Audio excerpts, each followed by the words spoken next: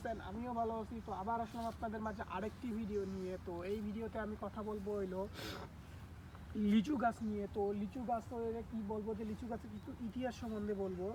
তো লিচু গাছের কোন সময় কী হচ্ছে এটাই বলবো।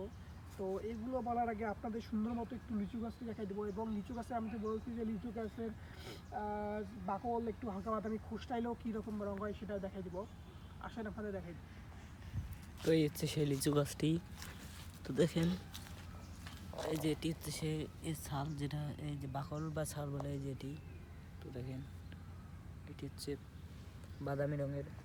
তো সম্পূর্ণটি দেখেন, ভেতর দিকটি দেখেন কীরকম।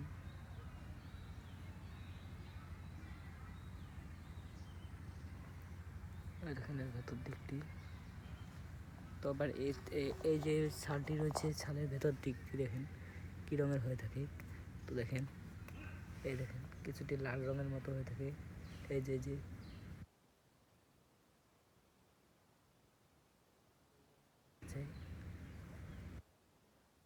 এর চেয়ে একটু উপর দিকটি হচ্ছে আপনার, এই দেখেন সবুজ রঙের। এই যে সবুজ রঙের, তো দেখেন সবুজ রঙের হয়েছে এই যে এটি।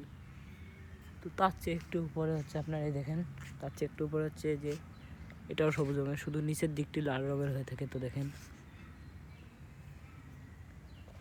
তো দেখেন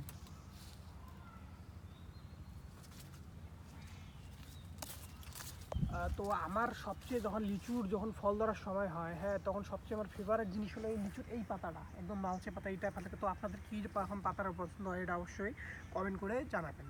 তো যেটা বলতেছিলাম যে এই লিচু আপনার ইউরোপীয় ভ্রমণকারীদের কিন্তু আকৃষ্ট করেছিল। যেমন 1570 সালের দিকে চীনে ভ্রমণকারী স্পেনীয় খ্রিস্টান ভিক্ষুকদের বর্ণনার উপর ভিত্তি করে লেখা জুয়ান গলজারেস ডি মেন্ডোজার চীনের শক্তিশালী ও বিশাল সাম্রাজ্যের 1885 বইয়ে লিচুর সুউচ্চ প্রশংসার কথা পাওয়া যায়। তো সেখানে বলা আছে যে সেখানে এক ধরনের বড়ই রয়েছে যেটিকে তারা লিচিয়া বলে। সেগুলো অনেক বেশি সুস্বাদু আর সেগুলো দেহের কোনো ক্ষতি করে না, যদিও তারা তা অনেক বেশি পরিমাণে কিন্তু খায়।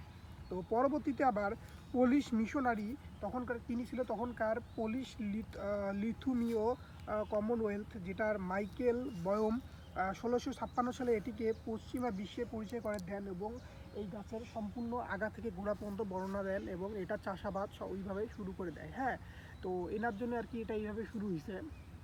তো আপনাদের লিচু গাছ কীরকম লাগে তো এটা অবশ্যই কমেন্ট করে জানাবেন, এবং আপনাদের বাসায় কয়টা লিচু গাছ আছে সেটাও একটু কমেন্ট করে জানাবেন, এবং আপনারা এটা চাষ করেন না শুধু খাওয়ার জন্য, এটাও জানাবেন।